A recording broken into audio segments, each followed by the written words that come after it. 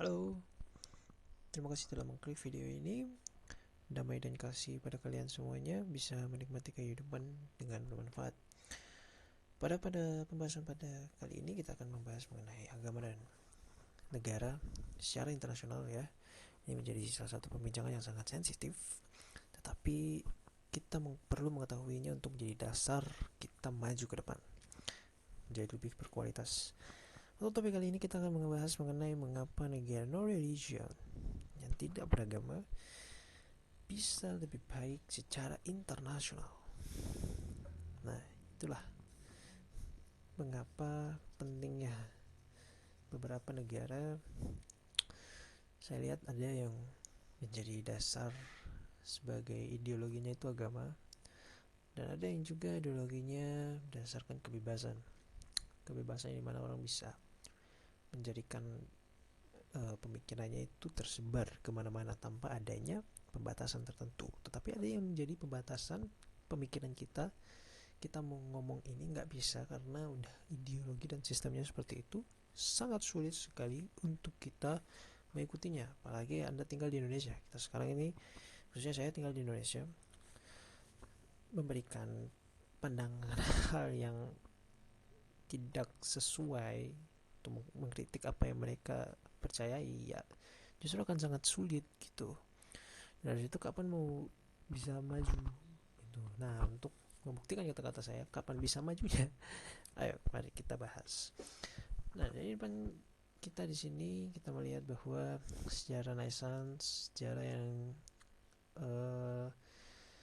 benua Eropa alami di dunia di abad ke-17, 17-18 ya, mengalami masa yang dimana pengalihan pemikiran pandangan yang dulunya pandangan pemikirannya didasarkan oleh agama, tetapi berhubung dengan kemajuan teknologi. Dan di abad 11 itu ada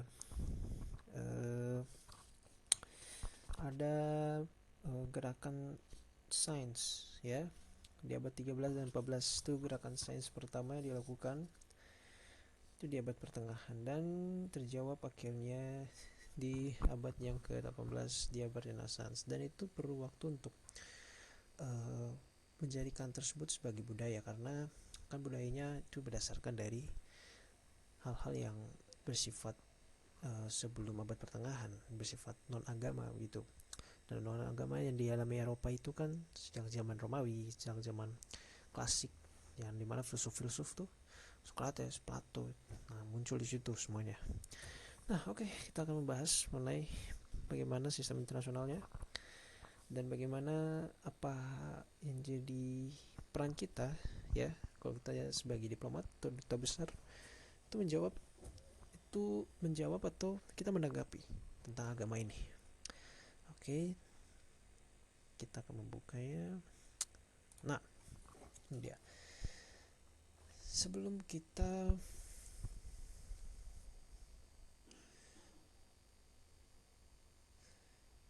oke,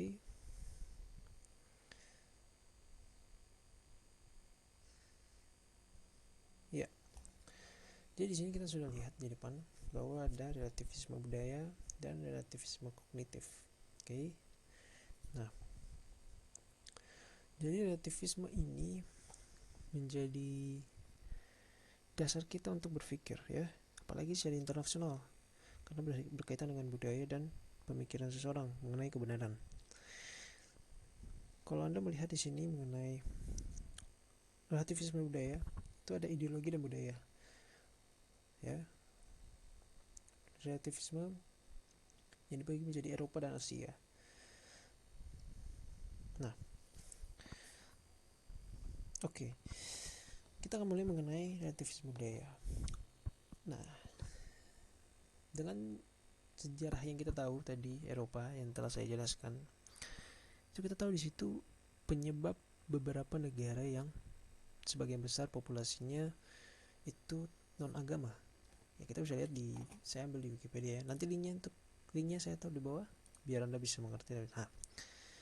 Nah, bisa Anda mengerti dan bisa Anda tahu bahwa data yang saya ambil tersebut di sini di Wikipedia. dan valid ya, valid. Oke, kita akan jelaskan. Disinilah beberapa negara yang memang penduduknya ini berdasarkan dari euro ya. Dan sejarah euro kita sudah dengar tadi bahwa menggantikan atau pernah mengalihkan agama ke ilmu pengetahuan alam. Jadi mana sebagai dasar pemikirannya itu diambil bukan secara dasar agama tapi dasar dari pandangan-pandangan filsuf. Dan kebudayaan-kebudayaan Greco-Roman itu menjadi dasar mereka untuk di negaranya gitu. Karena seperti contoh republik itu kan diambil dari Plato. Itu salah satu contohnya. Itu diambil dari kebudayaan Greco-Roman.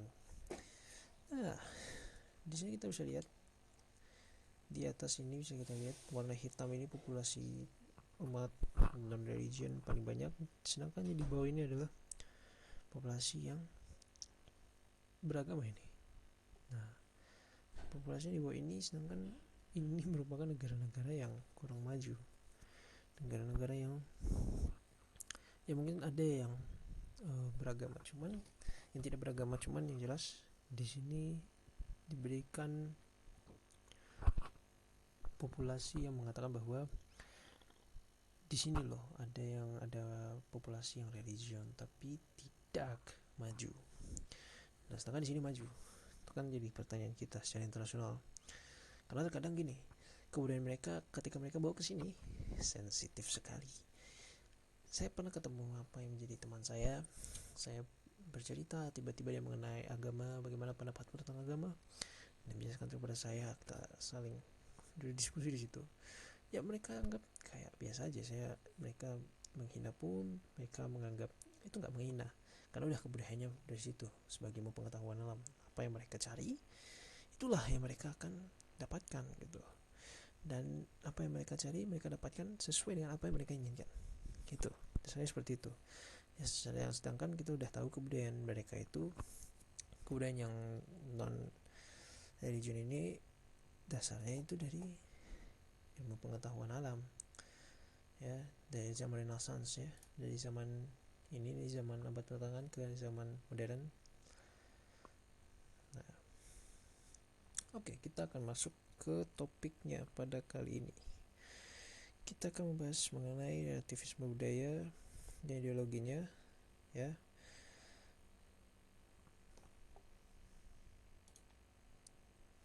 Sebentar ya.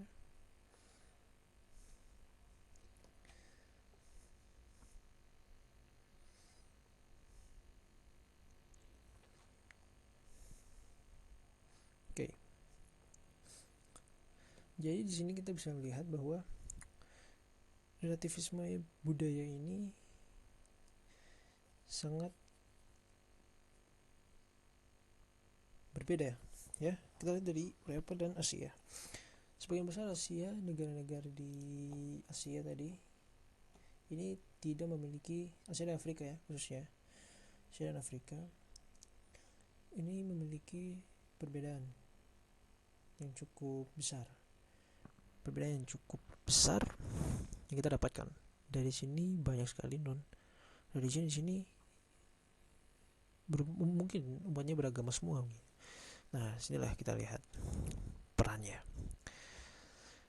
Di dalam dunia internasional kita melihat nggak bisa dari satu sisi, nggak bisa dari dua sisi atau tiga sisi, tapi dari banyak sisi. Seperti yang dibilang di samping ini tadi bahwa relativisme budaya, ideologi menghasilkan ideologi dan budayanya ya, karena pada dasarnya ideologi yang diciptakan ini didasarkan oleh budayanya. Oke, kita harus tahu bahwa ideologi sebuah negara itu didasarkan oleh budayanya gitu. Ketika anda membicarakan mengenai ini adalah negara yang umatnya beragama semua tetapi nggak maju, oke, nanti kita bahas itu kenapa nggak maju. Tapi di sinilah mengapa sebagian besar umat beragama di sini, umat di sini itu beragama gitu. Itu dasarnya. Kita tahunya seperti itu. Bahwa beragama semua gitu. Dan sedangkan yang ini enggak. Itu dari budaya dan sejarahnya gitu. Budayanya itu dilihat dari sejarahnya.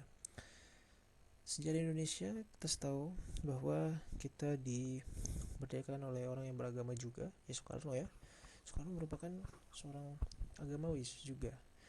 Ada bukunya mengenai Islam, saya belum baca, cuman jelas maknanya itu tersebut mengenai kehidupannya mengenai Islam gitu.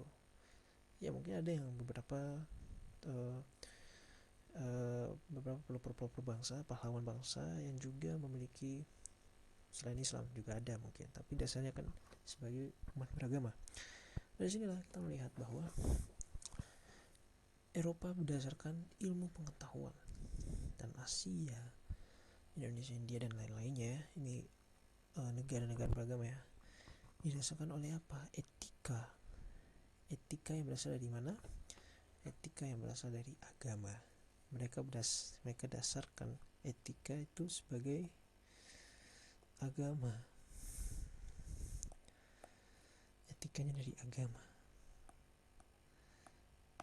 Nah, mungkin di satu saat kita akan membahas mengenai etika. Etika ini ada dua ya. Etika di sini bisa secara agama,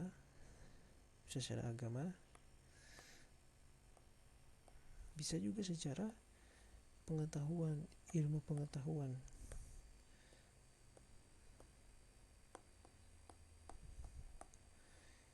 Ya, bisa juga secara ilmu pengetahuan. Contohnya, kalau misalnya Anda mau melakukan hal yang baik di agama, ketika Anda melakukan hal yang baik, nanti orang akan membalas kepadamu hal yang baik juga. Ketika Anda menghargai orang lain akan menghargai Anda juga gitu. Nah, kalau Anda memikirkan mengenai ilmu pengetahuan alam, itu juga berpikir seperti itu. Dalam psikologi juga seperti itu. Anda tanpa harus baca kitab suci, Anda perlu belajar psikologi, Anda bisa jawab mengenai etika itu, ya kan? Tapi itu kita akan bahas di topik yang lain. Tapi kita membahas mengenai relativisme secara internasional ya, pandangan kita mengenai perbedaan agama dan non agama di negara secara internasional ya. Oke, kita lanjut. Jadi di sini perbedaannya lah, ilmu pengetahuan dan etika dan agama. Kita sudah lihat budaya ilmu pengetahuan tadi, mereka tanpa segan-segan berpikir apa yang kita tidak pikirkan. Ya, mereka tidak takut berpikir apa yang menjadi dasar mereka itu ingin mengucapkan sesuatu. Gitu. Mantap lah. Nah, ada juga beberapa alasan yang kita bisa dapatkan dari ilmu pengetahuan dan etika. Begini, Eropa punya pandangan bahwa ada juga yang jadi dasarnya ini. Eropa punya pandangan bahwa sukses atau sesuatu yang kita inginkan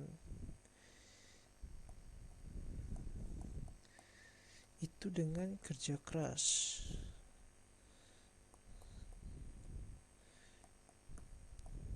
Ya, ini kerja keras dan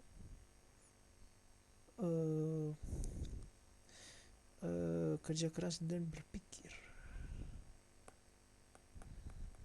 Sedangkan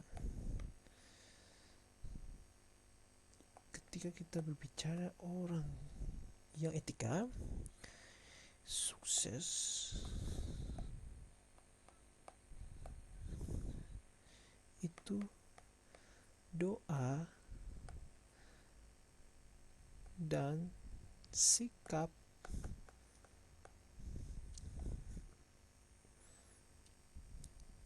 Ini dia alasannya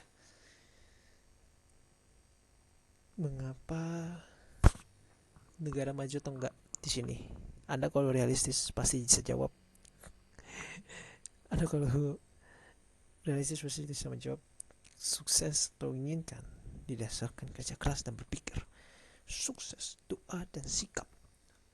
Itu banyak kalau Anda membaca di kitab suci, itu pasti Anda dasarnya adalah meninggalkan hal duniawi, ya kan? Oh, kalau di ilmu pengetahuan tuh nggak ada namanya hal tinggalkan dunia. Kita harus menikmati duniawi. Hal-hal duniawi itu dasar kita hidup gitu, ya kan? Bagaimana kita hidup tanpa kita menikmati gitu. dan berbanding terbalik kan. Nah, di sini kita bisa melihat kenapa mereka bisa lebih maju dibandingkan dengan kita yang lain, negara berkembang. Itu saya bukan menjadi etnosentrisme ya, tetapi di sini saya menjadikan dasar mengapa pandangan etika di agama dengan ilmu pengetahuan itu pandangannya itu berbeda dan hasilnya juga pun berbeda. Kita menghasilkan A, kita mau menghasilkannya A, ya hasilnya B. Lebih maju, lebih berkuasa. Ya ini negara-negara berkuasa semua ini. Kemajuan teknologi semua asalnya dari sini. Dari sini semua. Ya kan? Korea Utara. Ya kan? Amerika. Oh, Eropa. Ini lumayan nih, Inggris nih. Ini Inggris. Ini udah masuk ke Jerman, Prancis, apalagi Prancis. Ya kan? Swiss. Sini Rusia. Oh, ini Norwegia, Swedia. Bah, itulah mengapa itu bisa terjadi. Dan secara pandangan internasional juga, selain kita mengerti dan memahami mengapa bisa ya hal tersebut terjadi, kita juga bisa kayak maklumi gitu. Dan terkadang kita juga memakai sistem mereka ya, karena salah satunya untuk bisa mengetahui untuk menjadi lebih baik bukan dari doa dan sikap saja, tetapi kerja keras dan berpikir. Kerja keras berpikir itu dia, itu yang sulit, itu yang didasarkan. Dan bukan berarti ketika kita kerja keras dan berpikir dasar kita ilmu pengetahuan kita menjadi orang yang tidak beragama, itu enggak juga. Kerja keras berpikir gitu, karena kan kalau kita mau mendalami agama itu punya pandangannya juga masing-masing. Nah, ilmu pengetahuan ini dasarnya apa? Filsafat. Dasarnya dari filsafat. Nyata filsafat ya.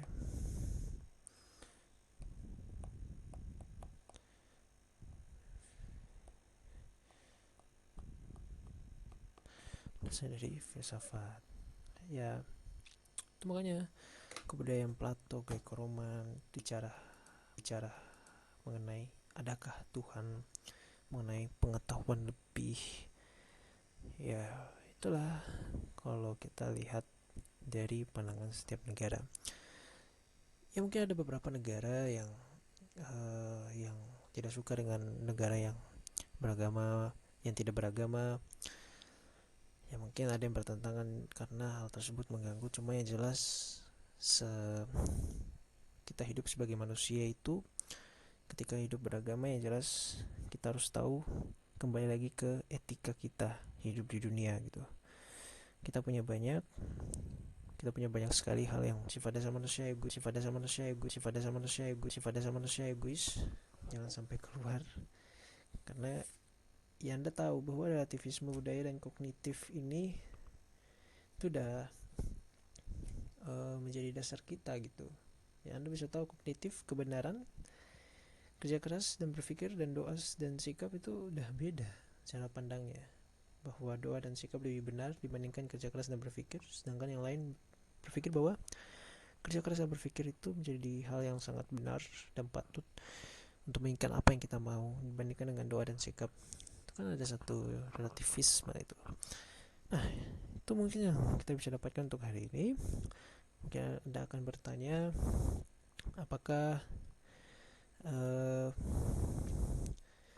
apakah bisa kita menjadi maju atau tidak? Yaitu didasarkan oleh pikiran Anda sendiri. Setiap negara ingin maju itu didasarkan oleh pemerintah yang berpikir. Ya, entah pikirannya seperti apa, tapi secara internasional kita menganggap hal tersebut menjadi hal yang sangat lumrah, saling membantu. Ilmu pengetahuan dan etika juga itu penting untuk kita hidup, tidak bisa dipisahkan. Ya walaupun konsep dari negara tersebut itu berbeda, tapi jangan sampai kita hidup beretika tanpa ilmu pengetahuan. Ilmu pengetahuan juga harus ada etikanya. Oke, sekian dari saya. Terima kasih telah mengklik video ini. Jika Anda ingin mengkritik, mengkomen, atau ingin melakukan sesuatu yang ada di kepala Anda bisa tulis di kolom komentar. Saya tidak segan untuk Anda mengkritik saya akan bisa menjawab seperlunya. Jika Anda ingin mendapat, Anda bisa komen di bawah juga. Terima kasih telah mengklik video ini. Selamat menjalani hidup.